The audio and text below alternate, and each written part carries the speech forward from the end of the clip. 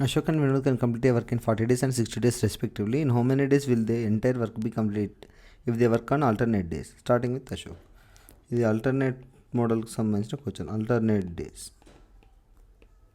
ఇక్కడ క్వశ్చన్లో ఏమి అడిగాడు, అశోక్ అనే పర్సన్ ఒక వర్క్ కంప్లీట్ చేయడానికి 40 డేస్ టైం పడితే వినోద్ అనే పర్సన్ ఆ వర్క్ కంప్లీట్ చేయడానికి 60 డేస్ టైం పడుతుంది అన్నాడు. అప్పుడు టోటల్ వర్క్ ఏమవుతుంది, టోటల్ వర్క్ అనేది 40, 60 యొక్క ఎల్సిఎం అవుతుంది. 46 ఎల్సిఎం వచ్చేసి 120 యూనిట్స్. అప్పుడు ఎఫిషియన్సీ ఆఫ్ అశోక్ ఏమవుతుంది, 120/40 అంటే 3 అవుతుంది. ఎఫిషియన్సీ ఆఫ్ వినోద్ ఏమవుతుంది, 120/60 అంటే 2 అవుతుంది.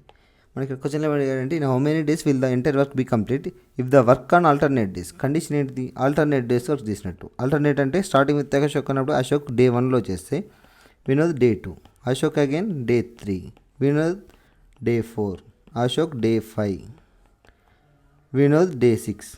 ఈ విధంగా ఆల్టర్నేట్ డేస్ వర్క్ చేసుకుంటూ వెళ్ళినప్పుడు 2 days work of Ashok plus Vinod ఎంత అవుతుంది. అశోక్ 1 డే యొక్క ఎఫిషియన్సీ 3, వినోద్ 1 డే ఎఫిషియన్సీ అనేది 2. ఇప్పుడు అశోక్ యొక్క ఎఫిషియన్సీ 3, వినోద్ యొక్క ఎఫిషియన్సీ 2. అంటే వీళ్ళు 2 డేస్లో ఇద్దరు కలిపి, అశోక్ ఒకరోజు చేశాడు, వినోద్ ఒకరోజు చేశాడు, ఈ 2 డేస్ కలిపి వాళ్ళ ఎఫిషియన్సీ ఎంత, 5 యూనిట్స్. 2 డేస్ యొక్క ఎఫిషియన్సీ 5 యూనిట్స్ అయినప్పుడు టోటల్ యూనిట్స్ ఎంత, టోటల్ వర్కింగ్ యూనిట్స్ 120. 120/5 అంటే 5 1 524. అంటే ఇక్కడ మనకు 2 డేస్లో 5 యూనిట్స్ చేస్తున్నాడు.